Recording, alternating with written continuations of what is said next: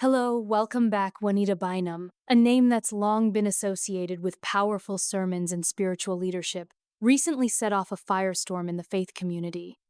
At the age of 66, she made a surprising revelation about her controversial $1,499 prayer class, something that has raised eyebrows and sparked heated debates. People had long wondered what exactly was being offered at such a steep price. And now the truth is out, and it's far more layered than many expected. But what really stirred the pot was the response from gospel singer Leandrea Johnson, whose blunt reaction has added a whole new level of depth to the conversation. The idea of paying nearly $1,500 for a single prayer session already had critics skeptical. Was this truly about divine encounters? Or was it a high-end spiritual product cleverly marketed to a vulnerable audience?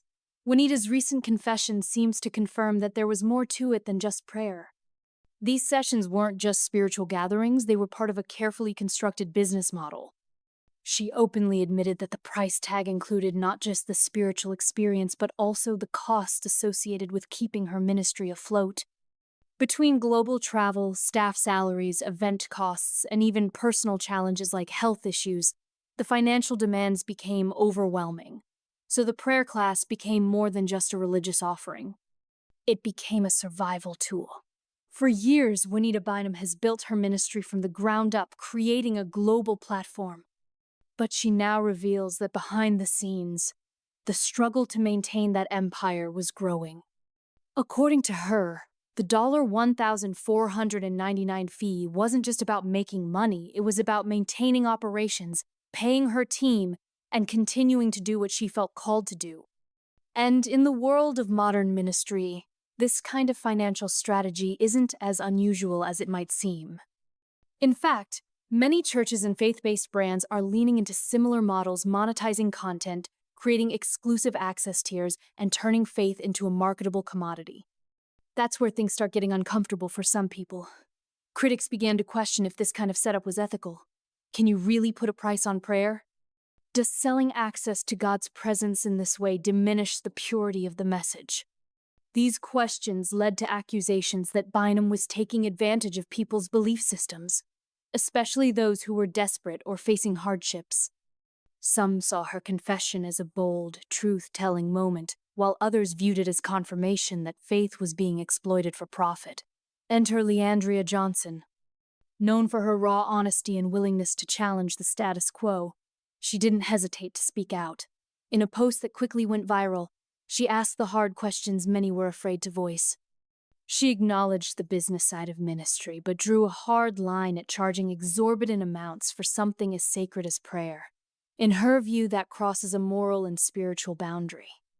Her criticism wasn't just about Bynum's pricing, it was about the culture that allows and even encourages this type of commodification of faith. Leandrea's stance struck a chord with many. She went further, using her music and platforms to call out what she sees as a broader trend in the gospel industry, one where image, wealth, and influence often outweigh authenticity and service. She talked about how she too was once pressured to conform, to package her faith in a way that looked profitable, and to present success in terms of money and fame.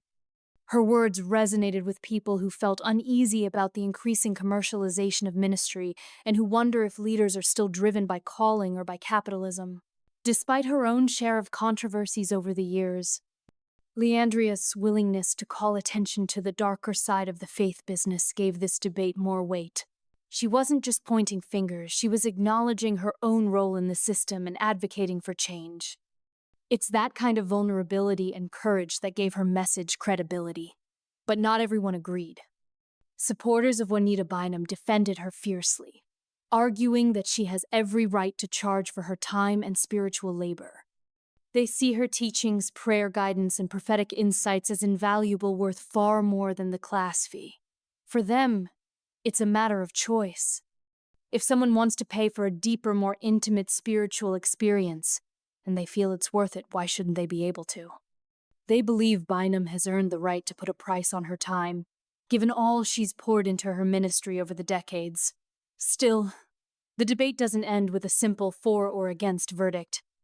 It's a mirror reflecting much bigger issues about the state of modern ministry. At its core, this controversy raises questions about how churches are funded, how ministers survive financially, and what it means when spiritual services start to look like luxury goods.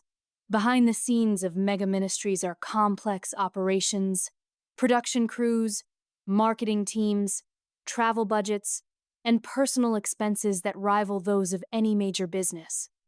And when the numbers don't add up, leaders feel pressure to innovate sometimes in ways that challenge ethical boundaries.